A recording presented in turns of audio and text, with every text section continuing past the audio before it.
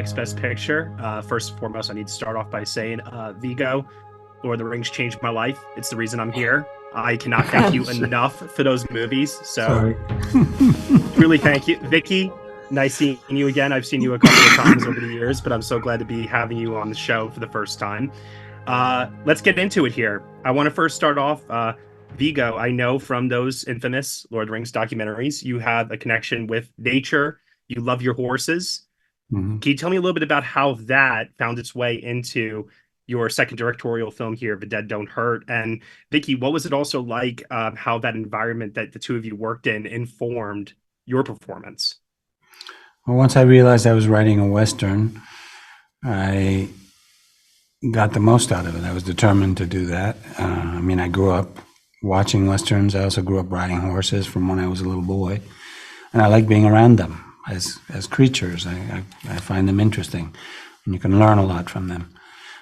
You have to be respectful. They're very big and they can hurt you also if you're careless and stupid, and disrespectful. So all of that, I was looking forward to doing that, and with a bunch of people and being on horses and being in those landscapes. I thought it'll be a lot of work, but if we do it right, but it'll be also enjoyable. Yeah. I think, so landscape, I think of before he reached out to me, I was shooting a very different movie, a Belgian movie about the border of the US to Mexico in Arizona, in that kind of landscape. And I suddenly had the image that I actually would like to be on a horse. It made no sense to be in a car.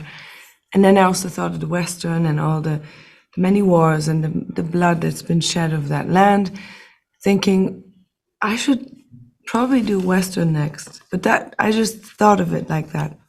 Going to work one day. Yeah, going to set one day in a car, thinking it should be a horse. And then the same week or 1 week later, I got this email from Viggo saying that he would like to send me something, and then it was a script for Western. So maybe the landscape was first. Yeah, maybe.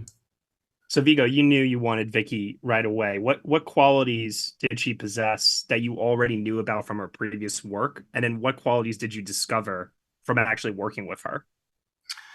Well, I had not met Vicky before. I'd just seen her work on screen, and I had not seen her in the theater, and I had not seen all her movies. I'd just seen some. But I felt like she had all the qualities that I was hoping to see in Vivienne. And I also knew that she was a very particular kind of artist. It felt that way watching her on screen, and that she would find even more things than I could imagine. That's what I felt instinctively could be. But you never know. You can dream that someone will play a role that you've written, but they might read it and not like it. Or maybe they did something similar and they don't want to repeat themselves, or they're just not available. That happens. And sometimes people take a long time to reply, and you're waiting and you're hoping, But in the case of Vicky, she answered right away, and she liked it. And I didn't know, she told me later about this, that she was thinking about a Western not long before. And here it was like a message. Okay, here it is, if you want to do it. Yeah. And she connected on some level. I think you told me the Joan of Arc aspect of the story and all that. And so it was great. Then I knew that we were off to the races, and we just had to surround her with good actors and make sure we told the story well. I knew that she would create a really, really original Vivienne character, and she did more than I dreamed of. Then he knew that I was even more stubborn than he thought. Oh, what did I get to know afterwards? Yeah. We both are. We both have very strong opinions, but in the end, we both listen to each other, which is important. And I think that's the way the characters are. They're both stubborn, and they make especially him, he can be clumsy, but make mistakes, but they're proud and they have their ideas, but they are curious about the other person. And that's crucial for any relationship to work. Sure. And flipping it over to you now, Vicky, onto Viggo. Can you tell me what is it like working with someone who is not only the director, but then also the writer, the co-star, the producer of the film, wearing all these different hats? How is that different than working just opposite a regular co-star? or dealing with a director who's only the director? So first of all, I find it really interesting because the question comes a lot and people actually use that word, wearing different hats. I find it so interesting that you would be so interested in this and that you have the sensitivity to understand that that would affect an actor. I'm really surprised that so many people think about that. And it's true. And I had worked with directors who are actors, who have been actors before, which makes it a bit easier sometimes because there's a sensitivity to the work. But in this case, as you point out, there were all these different people, like 5 different people. And it was a challenge to me, but it became almost like I was schooling my acting, because if you are in the presence of 5 different people in the body of one person, you have to make sure you know to who you're talking to or to who you're reacting.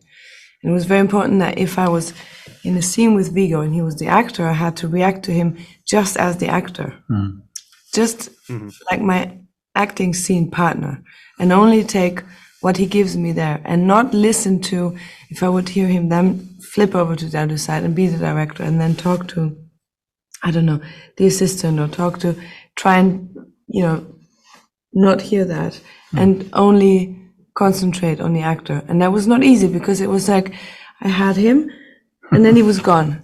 And then I had him again, and then he was gone. And where is he now? Oh, now he's gone. Sound department. Now he's back.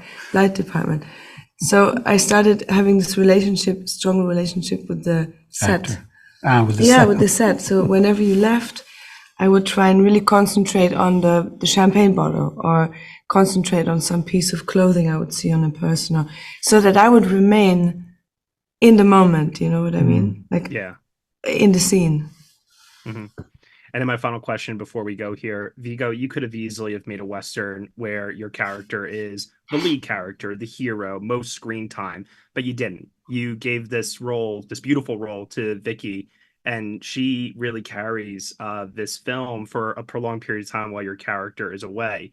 Can you tell me just a little bit about reshaping the Western through the lens of a female perspective, and Vicky, what that means to you, especially as this is such a traditional genre within Hollywood that has not given that perspective before, or not much? I was just curious about it. Like I said, I started writing a story about a woman and then turned into a Western. I thought, well, a woman who's like that, opening frontiers for herself just by being free thinking and independent, having her be on the Western frontier in the 19th century in a place that's kind of lawless, dominated by men. I thought that created a bigger obstacle for her. And that's basically what I wanted to explore, what kind of woman is that? And what was her childhood like? Why is she the way she is now? Give some hints as to that and let the audience figure out the rest for themselves, and let Vicky fill in the feelings that have to do with that. I was open to what could happen, And just as I'm open when you make a movie, you hand it over, you see the movie, it's your movie. And if you tell me, I see this, and I think this is what you're talking about, I may not have never thought of that, but I can't say it's not true because it's your movie now. You know what I mean? So, and I like that process. But among other things, I wanted to explore what happens to girls and women like Vivienne, when their fathers or their brothers or their you made it partners go off to war, what, I haven't seen that. So. And you made it her movie, like you say, it's your movie, it might not be my movie, and you made it the woman's movie, which is not usually what you do. And I find, so for me, what was most interesting about this, or moving or new, is that Viggo was not trying to give it a particular reason, So we're not turning the camera onto her because she's a superhero, or because she's, you know what I mean? Like, she's not doing anything. She's just a woman. Yeah. But the camera decides to follow her and to see her. And this was so moving to me because, so often I think of my grandmother and my grandmother, all these millions of women who have built societies. It's always the women who've built, the Western town, but also who built any kind of town, or any kind of families, and holding the families together. The whole African continent is hanging on one of few women, you know, like who hold everybody together. And these women are never yet the center of attention. And this is what is so beautiful, is that the camera just very politely and in a humble way turns onto the woman. And this to me is une lettre d'amour, a love letter to the women, yeah. It should be normal. It shouldn't be so unusual, and probably it'll be less and less so. One, because you have more and more female directors, but also because hopefully men are evolving as well. And it's not just, oh, I should tell a story about a woman. No, I'm interested in it. You have to be, if you like what you're doing and you're interested in the story you're telling, you're going to enjoy it more and you're going to do a better job. So it's just a question of people being interested. And one way to create interest is by doing it. You know, so we've told a story that's about a woman and you get to know her childhood. You don't get to know her male partner's childhood in this story. It's about her. And he goes off to war. You don't go to war. You stay with her. What happens to her? And I think gradually it's natural that there'll be more stories like that. They don't have to be just stories like that, but I think it's just, there's lots of stories that haven't been told. I'm sure there were many Vivians in the West. Had to be. Or just like in your family, but you know, your grandmother and their grandmother and so forth. But men have mostly told the stories until now, and or the stories that have been published. And their interest wasn't in telling those stories. They were more interested in what the guys were up to. And you know, I think it doesn't mean that Vivian is extraordinary. She's like an ordinary woman, and there were probably many like them, tough, strong psychologically, you know. And it's just a matter of being interested in telling those stories. Well, both of you, thank you so much for your time here. I really appreciate it. As I said, this was a thrill for me, and best of luck to both of you. Thank you. You too. Take care.